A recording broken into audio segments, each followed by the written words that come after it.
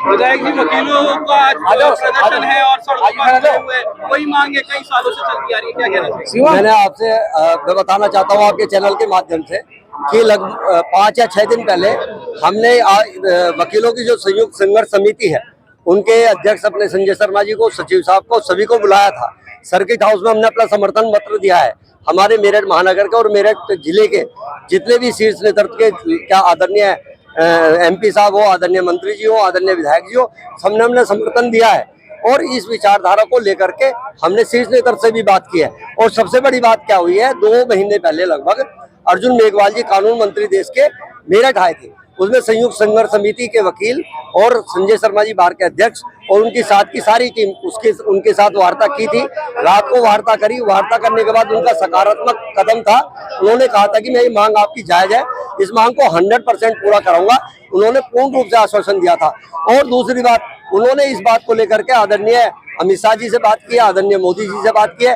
और सबसे बड़ी बात क्या है, मैं उस बात को बताना चाहता हूँ, जो दूसरी सरकार कह रही है कि वो बदल क्यों नहीं रहे, सरकार कह रही है आप अब हाई कोर्ट की बेंच क्यों नहीं दे रहे।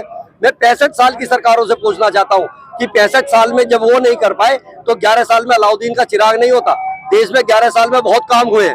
क्या वो किसी भी क्षेत्र में हो, मैं इसका वर्णन नहीं करना चाहता। ये मांग जायज है, मैं इस बात को मानता हूँ, लेकिन ये भी बात आपको मानना पड़ेगा, कुछ समय हर चीज के लिए आवश्यकता होती है।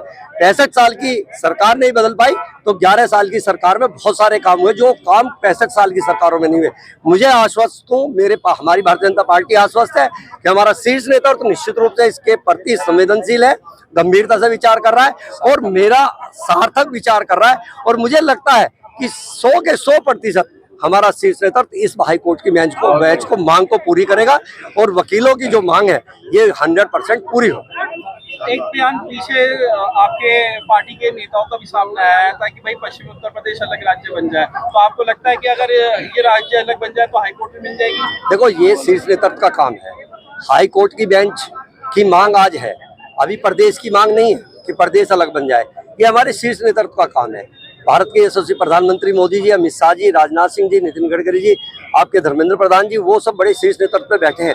उन्हें सोचना है कि इसको हाई कोर्ट की बेंच देनी है या प्रदेश का डिवाइडेशन करना है। ठीक है, बड़ा प्रदेश है, लेकिन आज कानूनी व्यवस्था का राज है।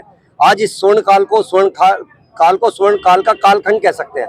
आज इसी 500 वर्षों के संताप के बाद, 500 वर्षों के संघर्ष के बाद मर्यादा पुरुषोत्तम राम जी के रामलला के प्राण प्रतिष्ठित होते देखे हैं आपने। कुछ मांगे हैं, मैं उन मांगों का समर्थन कर रहा हूँ, ठीक है, लेकिन पेशेंस से काम ले और पेशेंस से लेकर मैं 100% आश्वस्त हूँ। जिस तरीके से भी सकारात्मक बात चल रही है, सार्थक बात चल रही है, ये 100 के 100% निश्चित हाई कोर्ट की बेंच हमारा शीर्ष नेतृत्व देने का काम करेगा।